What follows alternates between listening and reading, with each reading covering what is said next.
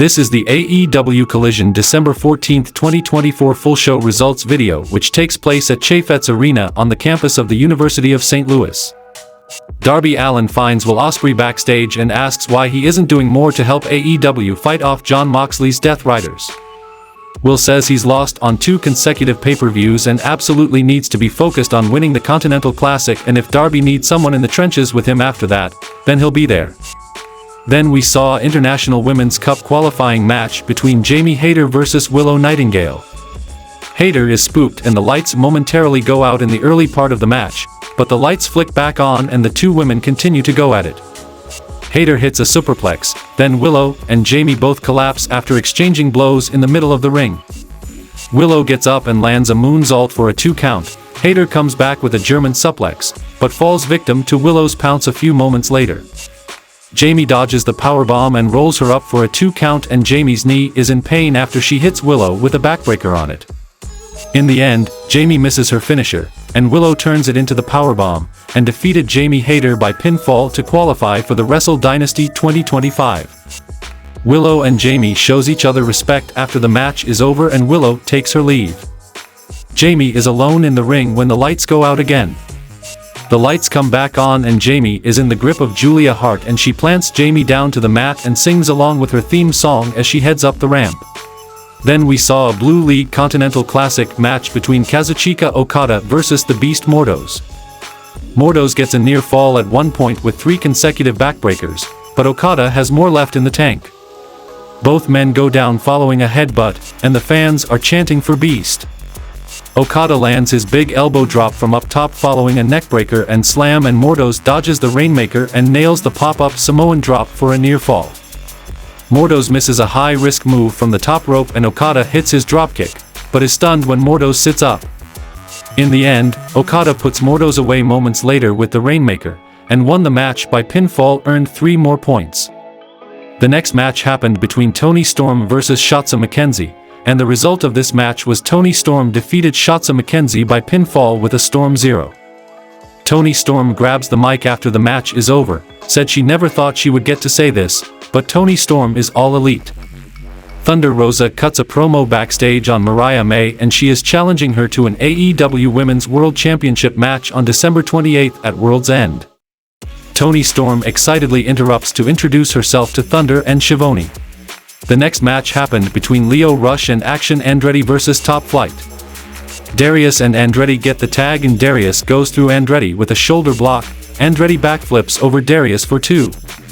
Both guys trade spots and pin attempts and then get into a shoving match. Lio gets the tag and tries for a double jump Hurricane Rana but gets caught. Top Flight gets dumped to the apron and Andretti and Rush send them to the floor with rolling kick. Lio jumps on the back of Darius with a sleeper, but Darius runs him into the corner to break it, allowing Lio to tag Action Andretti. Andretti puts the boots to Dante and tags Lio back, who hits a face wash with the boot and a running European uppercut to the back. Manhattan drop to Lio and a bulldog over the middle rope, springboard by Dante off the back of Darius, taking out Andretti.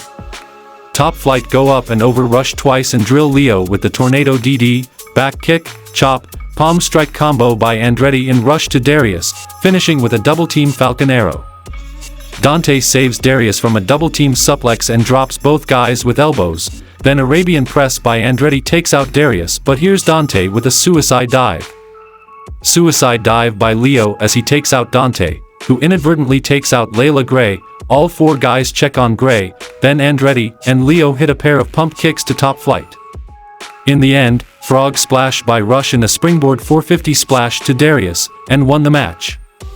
Lio and Action now earn a shot at Private Party for the AEW World Tag Team Championship. The next match happened between Chris Statlander vs Tootie Lynn, and the result of this match was Chris Statlander defeated Tootie Lynn by pinfall with the Saturday Night Fever. Dustin Rhodes cuts a promo on the Righteous ahead of his ROH Tag Team title defense against them at Final Battle in New York City. The next match happened between Commander, the Outrunners, Orange Cassidy and Daniel Garcia vs MXM Collection and Premier Athletes. Commander runs across the tight rope late in the match to dive onto a pile of bodies on the outside.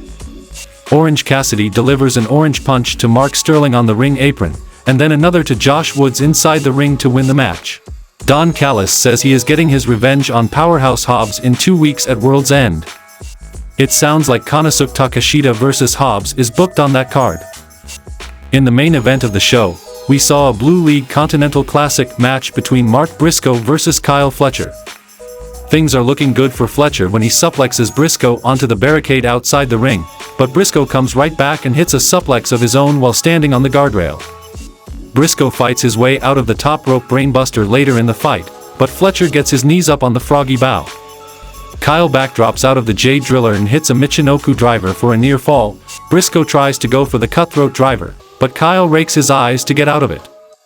He rolls up Mark and puts his feet on the ropes during the pin, but the referee sees his cheating.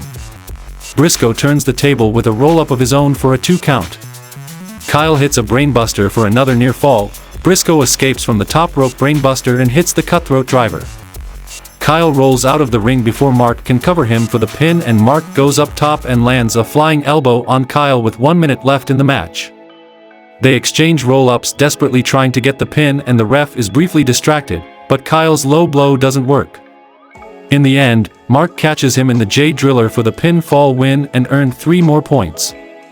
Orange Cassidy and Willow Nightingale come out to celebrate with Mark, and the Death Riders suddenly commandeer a camera backstage as they are laying a trap for FTR.